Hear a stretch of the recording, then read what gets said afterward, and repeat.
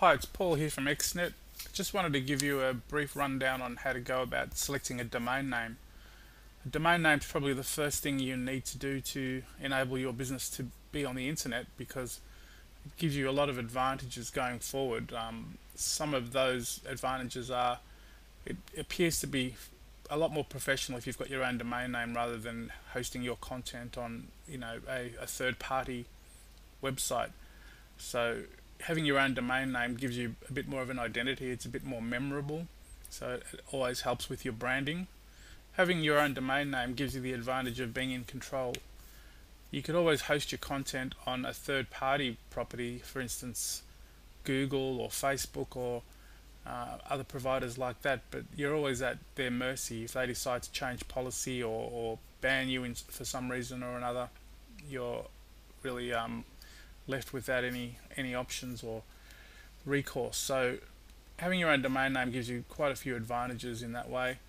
Obviously, you can control things a lot better.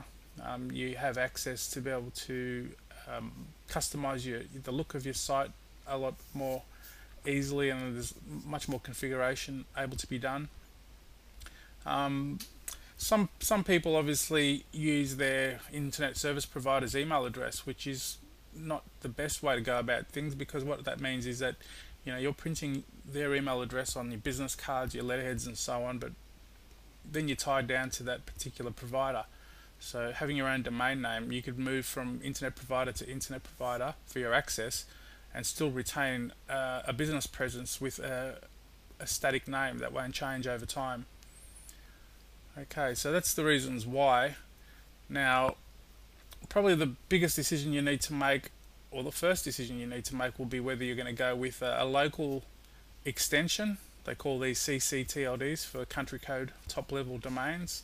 For instance, in Australia, that would be .com.au or .net.au or .org.au. I mean, there's various others as well, and it depends on your country.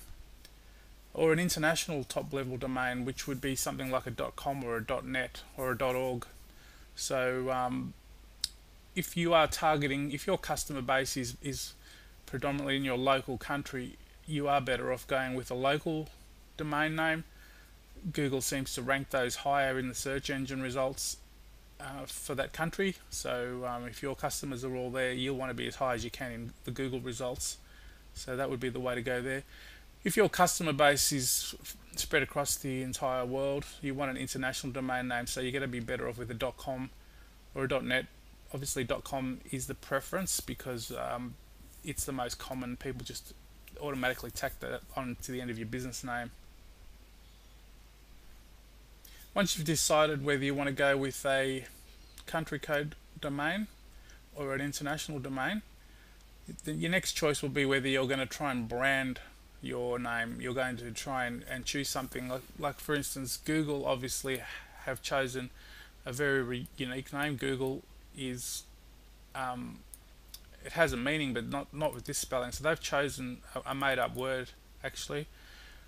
Same with Flickr.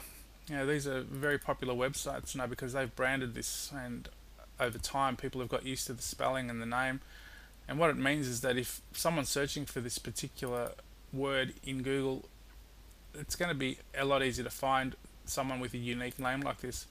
The other option, of course, is to go with a generic name, something like timberfurniture.com. If that's your niche, you sell timber furniture, you would benefit greatly from having something like timberfurniture.com, because obviously your customers are going to be searching on those two words, and your domain name or your website will appear higher with this name.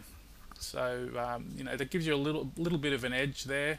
Obviously a lot of other things matter, but this will help a little bit. So that's the .com.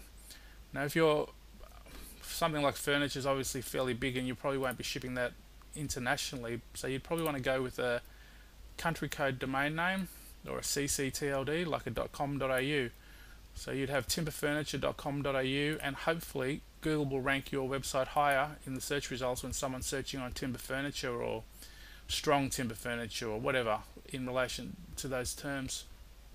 So they're the two choices: either a branded name that's made up, or a generic name which are keywords We can talk about keyword research later on. That's another topic, but keyword research will allow you to figure out what people are searching on in relation to your niche. So that is a little bit more in depth. We won't cover that in this video, but we will in a later video. But the first thing is to try and come up with a good name to start your for your business to have a presence on the internet, and that will be your own domain name. So here's a registrar.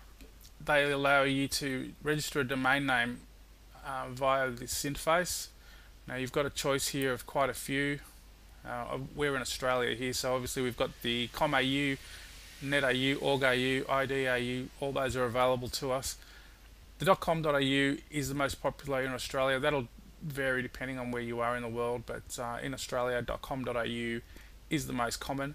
Now what that means is there'll be less choice there. So if you wanted a domain name, say partydresses.com.au, that's going to be more likely to be gone than a .net.au is. So your second choice will be .net.au, your first choice will be .com.au, because generally speaking, this is a much more well-known domain name. So if people remember your business name, they'll tend to tack on a .com.au in Australia. Now, if you're an international business or you want to be able to sell or provide service to overseas customers, these are going to be your best choices here. .com, that because of the same reason, that's just tacked on automatically by people. .net's another good choice, but not as fitting, I guess, or not as common as a .com. .com seems to be the preferred choice. There's some other ones here. .co is a new domain name. Originally it was for Colombia, but now it's generally accepted as it's a global domain name, and I don't mind those myself, but it's really a case of people getting used to that extension. That'll probably happen over time, but it's really going to be down to what's available. So for instance, if we wanted to see if our first choice was available, just type our domain name in here. That's what we want to get. We want to get partydresses.com, for instance.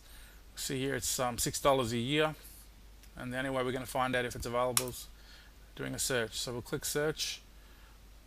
It's thinking away here, and of course something which is as generic as that will be registered. So it's telling us here the com's gone, the .com.au's gone, the .net.au's gone, the .net's gone, even the .co's gone. So we're really coming down to, this is a New Zealand extension. We're not in New Zealand, so we're not going to want something like that.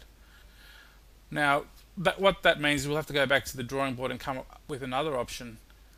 Now, a lot of the time, when we want to try and think of another option, we can add what they call modifiers, which is just another word to that domain name.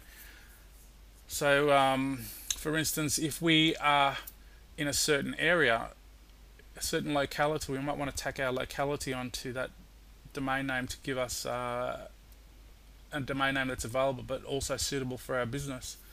So what we'll do here is we'll type in Melbourne. We're in Melbourne and we're selling party dresses, so we'll see if Melbourne party dresses is available. Our choice might be a .com.au, so we'll try and see if that'll come up first. Let's go on and have a look, and there we go. Now this is now telling us that domain name is available. Obviously it's a bit longer than just having partydresses.com.au, but it is relevant to someone searching on party dresses, and the fact that we're in Melbourne may help as well if someone's trying to do a local search in their area, say on Google Local or so on. So you might consider that as a choice for you. The .co is also available. If you're going to ship overseas, you might consider that .co. The .com, it's still looking there, but as I said again, if you're into the international market, that'll be an option for you. If not, you'll move on. See there that melbournepartydresses.com is available. Obviously that's not suitable because .com is your international market. We're specifying here is a Melbourne service, Melbourne party dresses, so that's not going to be very suitable for us over here in Australia. But the .com.au is available, so that might be a choice for you.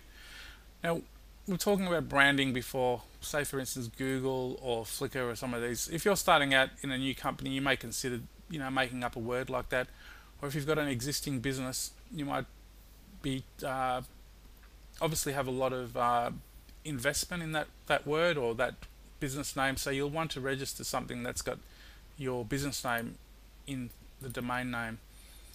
So that just about ties that up. If there's any questions, obviously you can send them in to us below. Otherwise, thanks for watching, and we'll see you next time.